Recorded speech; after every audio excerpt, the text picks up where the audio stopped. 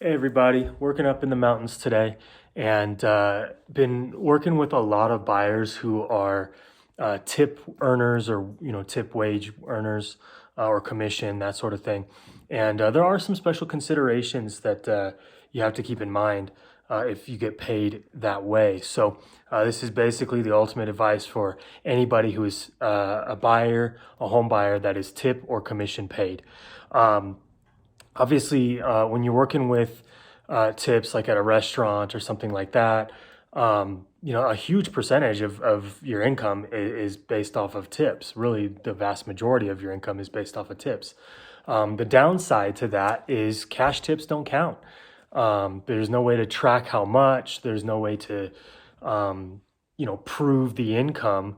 So when you're going to buy a house as a restaurant worker or something like that that's getting a lot of tip money, um, we're limited on how much income we can use for you to qualify for the house because we can't prove those tips. So, a couple of pieces of advice if you are a tip earning worker looking to buy a house or commission paid worker looking to buy a house.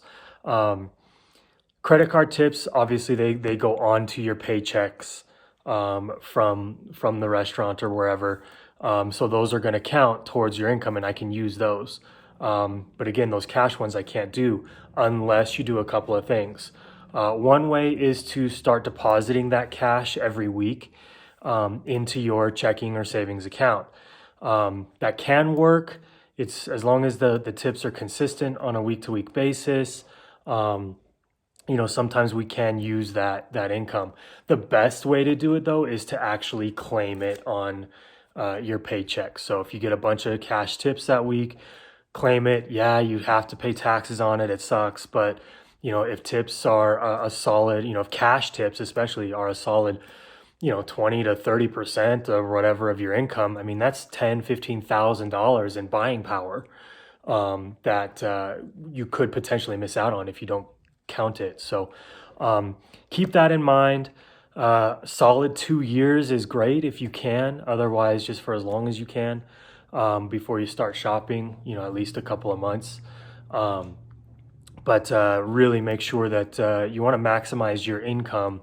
That's provable income in order to qualify for the most house that you can qualify for. So, a couple of pieces of advice there. Hope that helps, and talk to you soon.